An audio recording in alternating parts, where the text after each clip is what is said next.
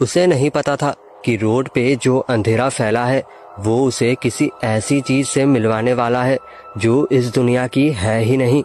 तो चलिए पूरी कहानी सुनते हैं आर्यन की जुबानी। मेरा नाम आर्यन है। ये पिछले महीने की ही बात है।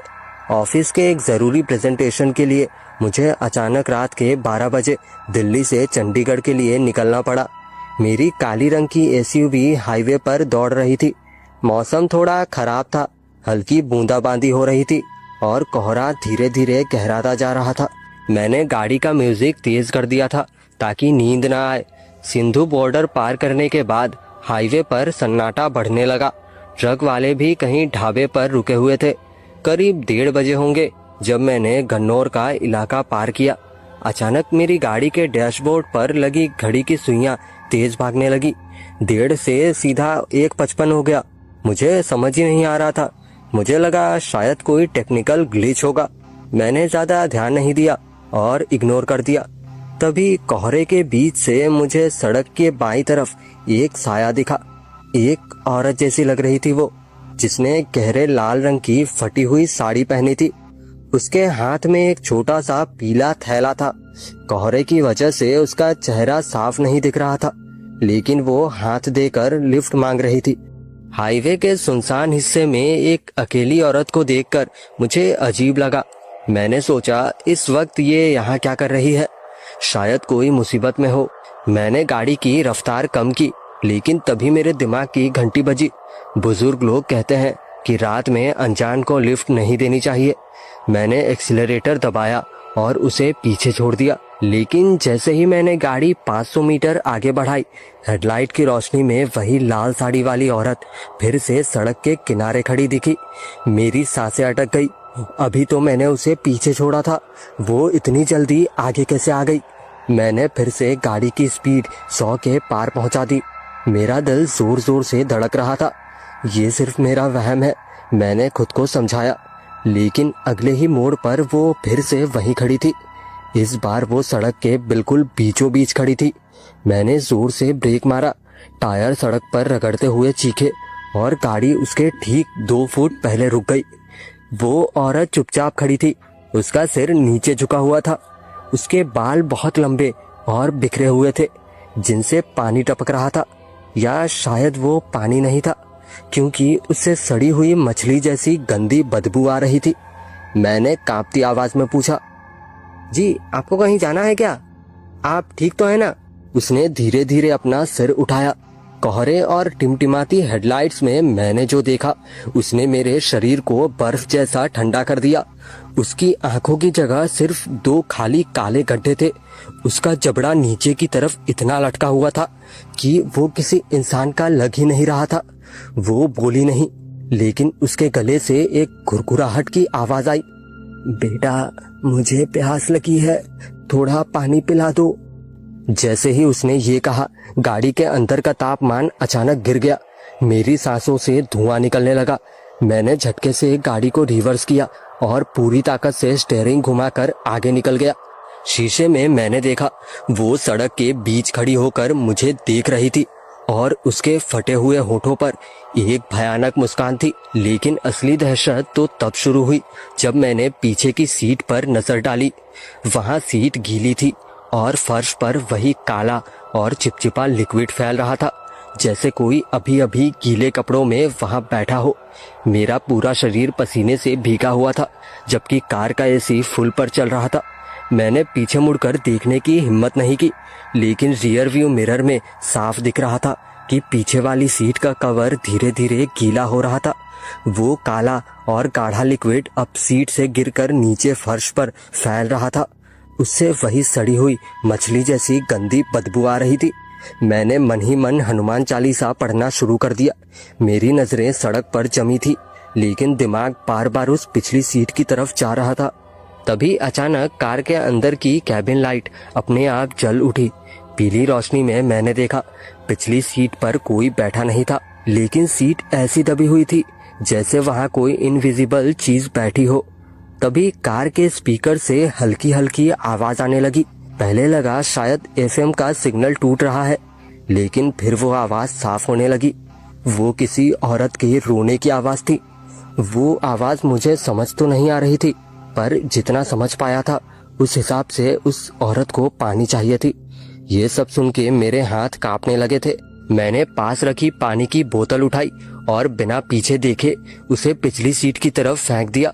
बोतल जैसे ही सीट पर गिरी, एक जोरदार छपाक की आवाज आई, जैसे वो बोतल किसी पानी से भरी चीज से टकराई हो। ढक्कन तभी अपने आप खुल गया और पानी फर्श पर गिर गया। अचानक कार का स्टीयरिंग व्हील मेरे हाथ में कांपने लगा। ऐसा लग रहा था जैसे कोई बाहर से गाड़ी को जोर जोर से हिला रहा हो। मैंने स्पीड बढ़ाई, पहले 80, फिर 100, फिर 120। गाड़ी हाईवे की खाली सड़क पर हवा से बातें कर रही थी। लेकिन तभी कोहरे के बीच से मुझे एक पुराना टूटा हुआ साइन बोर्ड दिखा, जिस पर लिखा था अमोल गांव 20 किलोमीटर। लेकिन अजीब बात तो ये थी कि मैं पिछले 15 मिनट से 120 की स्पीड पर गाड़ी चला रहा था, फिर भी वही साइन बोर्ड बार बार मेरे सामने आ रहा था, अमोल गांव 20 किलोमीटर। ये कैसे हो सकता था? मैं एक ही लूप में फंस चुका था, रास्ता खत्म ही नहीं हो रहा था। तभी मेरी गर्दन के बिल्कुल पीछे मुझे एक बर्फीली ठंडी सांस महसूस हुई। वो सांसें इतनी ठंडी थी कि मेरी गर्दन की खाल सुन्न पड़ने लगी। मैंने धीरे से अपनी आंखों को मिरर की तरफ घुमाया। पिछली सीट के अंधेरे कोने से 2 लंबी सफेद और झुर्रियों वाली उंगलियां धीरे धीरे ऊपर आ रही थी। उन उंगलियों के नाखून काले और नुकीले थे, जो सीट के लेदर को खुरच रहे थे। वो उंगलियां धीरे धीरे मेरी गर्दन की तरफ बढ़ रही थी। मैंने जोर से चिल्लाते हुए ब्रेक मारा। गाड़ी तभी एक झटके के साथ सड़क के किनारे रुकी। लाइटें टिमटिमा रही थी, फिर थोड़ी देर बाद बुझ गई। चारों तरफ सन्नाटा छाया हुआ था, सिर्फ कोहरे की चादर और बाहर से आती झिंगुरों की आवाज। मैंने कांपते हाथों से कार का दरवाजा खोलने की कोशिश की, लेकिन दरवाजा लॉक हो चुका था। न खिड़कियां खुल रही थी और न ही दरवाजा। मैंने डैशबोर्ड पर जोर जोर से हाथ मारा, लेकिन सब कुछ बेअसर था। तभी कार के पीछे वाले शीशे पर बाहर से किसी ने जोर से हाथ पटका। मैंने पीछे मुड़कर देखा, वही लाल साड़ी वाली औरत अब कार के ठीक पीछे खड़ी थी। उसकी गर्दन बिल्कुल टेढ़ी थी और उसके मुंह से वही काला लिक्विड टपक रहा था। वो अपनी उंगलियों से पीछे वाले कांच पर कुछ तो लिख रही थी। वो कौन सी भाषा में लिख रही थी, मुझे कुछ समझ नहीं आ रहा था। तभी कार की छत पर कुछ गिरने की आवाज आई। ऐसा लगा जैसे कोई भारी चीज कार की छत पर रेंग रही हो। छत का लोहा धीरे धीरे नीचे की तरफ झुकने लगा, ठीक मेरे सिर के ऊपर। मुझे महसूस हो रहा था कि ऊपर कुछ है जो अपनी पूरी ताकत से छत को फाड़ने की कोशिश कर रहा है। तभी मैंने जोर जोर से हनुमान चालीसा पढ़नी चालू की और गाड़ी फुल स्पीड में भगाई। फिर लगभग 20 मिनट ड्राइव करने के बाद मुझे एक छोटा सा मंदिर दिखा। वो बजरंगबली का ही मंदिर था। मंदिर को देखते मैं समझ गया था कि मैं उस छलावे से बाहर आ चुका हूँ। फिर पूरी रात मैंने उसी मंदिर में बैठ के काटी और अगली सुबह 5 बजे के आसपास गाड़ी स्टार्ट की और चला के वापस अपने घर पहुंचा। इस एक घटना ने मेरी जिंदगी में ऐसी छाप छोड़ी कि आज भी मुझे रात को कहीं सफर करने में बहुत ज्यादा डर लगता है। गांव का नाम था देवपुर। छोटा सा गांव, टूटी सड़कों वाला, खेतों की मिट्टी से महकता हुआ। वहीं रहते थे राकेश और उसकी पत्नी सरिता। शादी को 5 साल हो चुके थे। प्यार था, अपनापन था, लेकिन जेब खाली थी। राकेश दिन भर खेतों में दिहाड़ी करता, कभी ईंट भट्टे पर, कभी किसी के ट्रैक्टर पर। सरिता घर संभालती और कभी कभी दूसरों के घर में काम भी कर लेती, लेकिन पैसे जैसे हाथ में आते ही रेत की तरफ फिसल जाते। लेकिन उन्हें क्या पता था कि इस पैसे के चक्कर में उनकी जिंदगी में कुछ ऐसा घट जाएगा जिसके बारे में उन्होंने सपने में भी नहीं सोचा था। एक रात जब बिजली नहीं थी और लालटेन की पीली रोशनी में दोनों चुप बैठे थे, सरिता ने धीरे से कहा, सुनिए जी, यहाँ रहकर कुछ नहीं बदलेगा। शहर चलते हैं, वहाँ काम मिलेगा, किराए का कमरा ले लेंगे, पर जिंदगी शायद थोड़ी आसान हो जाएगी। राकेश चुप रहा। उसे गांव छोड़ना अच्छा नहीं लग रहा था, लेकिन वो जानता था सरिता गलत भी नहीं कह रही थी। 2 हफ्ते बाद दोनों शहर आ गए। शहर का नाम था शिवनगर। शोर, भीड़, धुआं और अनजान चेहरे। किराए पर उन्हें एक छोटा सा कमरा मिला था। पुरानी बिल्डिंग थी। मकान मालिक बूढ़ा था, कम बोलने वाला, आंखों में अजीब सा खालीपन। रात में ज्यादा बाहर मत निकलना, उसने चाबी देते हुए कहा था। राकेश ने इसे बुजुर्ग की बकवास समझ के इग्नोर कर दिया था। सरिता को जल्दी ही एक बड़ा घर मिल गया काम के लिए। वो घर बाकी घरों से अलग था, 3 मंजिला, लेकिन हमेशा आधा अंधेरा। खिड़कियों पर मोटे पर्दे थे। अंदर एक बूढ़ी मालकिन रहती थी जो शायद ही कभी बाहर आती। पहले दिन सरिता घबराई हुई थी, लेकिन वहीं उसकी मुलाकात हुई उससे। किससे आपको अभी समझ में आएगा।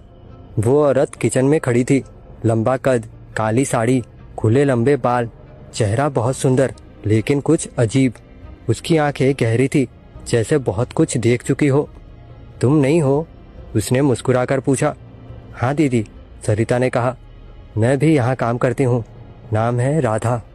राधा की आवाज़ बहुत मीठी थी। धीरे धीरे दोनों में दोस्ती हो गई। काम के बीच बातें होती, गांव की, शादी की, सपनों की। लेकिन एक बात अजीब थी, राधा को कभी कोई आते जाते नहीं देखता था। वो बस अचानक किचन में मिल जाती, और जब सरिता बाहर निकलती राधा कभी साथ नहीं आती। एक दिन सरिता ने पूछा, दीदी आप कहाँ रहती हो? राधा मुस्कुराई, यहीं पास में ही। लेकिन उसकी मुस्कान में कुछ ठंडा था, जैसे जवाब पूरा नहीं था। एक शाम सरिता देर से घर लौटी, चेहरा पीला था। क्या हुआ? राकेश ने पूछा। आज मैंने राधा दीदी को आईने में देखा, लेकिन उसकी आवाज़ कांप रही थी। दरअसल राधा के बारे में राकेश को भी सरिता ने सारी बात बताई थी, और उसे भी पता था कि राधा वहाँ काम करती है सरिता के साथ। लेकिन उन्होंने कभी भी उसे एबनॉर्मल कुछ नहीं समझा था।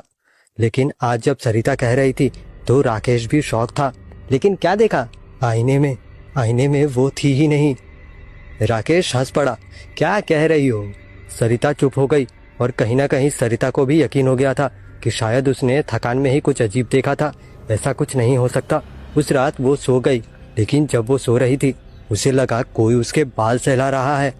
उसने आंख खोली। कमरे में अंधेरा था। राकेश बगल में गहरी नींद में सो रहा था, लेकिन दरवाजे के पास किसी की परछाई खड़ी थी। लंबे बाल, स्थिर अजीब सा शरीर। राधा थी। उसके मुंह से फुसफुसाहट निकली। परछाई धीरे धीरे दीवार में समा गई। सरिता बहुत ज्यादा डर गई थी। सच कहूँ तो उसके पास कोई चारा भी नहीं था उस घर में जाने के। लेकिन अगर उसके पास कोई और ऑप्शन रहता तो वो जिंदगी में कभी भी उस घर में वापस नहीं जाना चाहती थी। अगले दिन सरिता काम पर गई। उसने घर की बूढ़ी मालकिन से पूछा, माँ जी, यहाँ और कौन कौन रहता है, काम करता है? मालकिन ने चश्मा ठीक किया। कौन कौन? बस तुम काम करती हो। और राधा दीदी? मालकिन की आंखें अचानक ठंडी हो गई। कौन राधा? सरिता का गला सूख गया।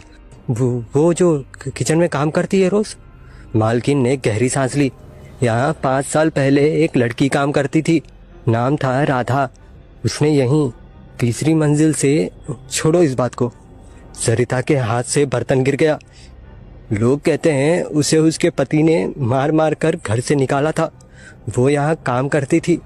फिर एक दिन अचानक पता नहीं क्या हुआ, सरिता को लगा जैसे पैरों के नीचे जमीन नहीं रही। लेकिन वो तो। उसके शब्द टूट गए। मालकिन ने धीमे से कहा, अगर तुमने उसे देख लिया है तो बेटा काम छोड़ दो। मैं सच कह रही हूँ, काम छोड़ दो बेटा। सरिता का दिल इतनी तेजी से धड़क रहा था कि उसे लग रहा था वो यहीं बेहोश होकर गिर जाएगी। लेकिन जैसे तैसे वो घर गई। उस दिन के बाद सरिता ने काम पर जाना बंद कर दिया। राकेश ने ज्यादा सवाल नहीं किए। उसे लगा शायद कोई झगड़ा हुआ होगा, लेकिन अब चीजें बदलने लगी थी। रात को कमरे में अजीब सी ठंड रहती। खिड़की बंद होने के बावजूद पर्दे हिलते। कभी कभी रसोई में बर्तन खुद खनकते। और एक रात राकेश ने करवट बदली तो उसे लगा कोई उसके पीछे खड़ा है। उसने आंख खोली। दीवार पर 3 परछाइयां थी। एक उसकी, एक सरिता की, और तीसरी एक अजीब सी परछाई। उसने धीरे से सरिता को जगाया। सरिता, अरे सरिता, वो दीवार पर कैसी परछाई दिख रही है? क्या हुआ? हमारी परछाई है। अरे नहीं, वो तीसरी परछाई किसकी है? लेकिन सरिता ने जब देखा तो वहाँ 2 ही परछाई थी। तीसरी परछाई गायब हो गई थी। उस दिन राकेश ने भी पहली बार कुछ अनयूजुअल चीज नोटिस की थी। फिर दिन बीतते गए, लेकिन सरिता धीरे धीरे कमजोर होती जा रही थी। उसकी आंखों के नीचे काले घेरे आने लगे थे, बाल झड़ने लगे थे। दीदी, मैंने कुछ नहीं किया। राकेश ने एक दिन गुस्से में उसका कंधा पकड़ा। किससे बात करती हो तुम? सरिता की आंखें अचानक बदल गई, गहरी, ठंडी। और उसके होठों से अजीब सी आवाज निकली जो उसकी नहीं थी। तुमने मुझे छोड़ा क्यों था? राकेश पीछे हट गया। सरिता क्या हुआ? फिर अचानक सरिता बेहोश हो गई। राकेश पूरा नर्वस हो गया था क्योंकि उसे कुछ भी समझ नहीं आ रहा था। एक तो अनजान शहर, ऊपर से अजीब अजीब चीजें होनी चालू हो गई थी। उसने मकान मालिक को ये सारी बात बता दी। मकान मालिक ने सब सुनते ही कहा, पास के मंदिर में एक बाबा है, उन्हें बुला लो। फिर राकेश ने ऐसा ही किया। अगले दिन शाम को बाबा आए, लंबी दाढ़ी, माथे पर भस्म। उन्होंने कमरे में कदम रखा तो हवा भारी सी हो गई। यहाँ कोई और भी है, उन्होंने आंखें बंद करते हुए कहा। अचानक तभी खिड़की अपने आप खुल गई। तेज हवा आई और दीवार पर अचानक से अजीब सी परछाई बनने लगी। बाबा ने मंत्र पढ़ना चालू किया, लेकिन बाबा जैसे ही मंत्र पढ़ रहे थे, सरिता का शरीर कांपने लगा था। उसकी आंखें उलट गई और वो आवाज, मुझे बस घर चाहिए। बाबा गरजे, ये तेरा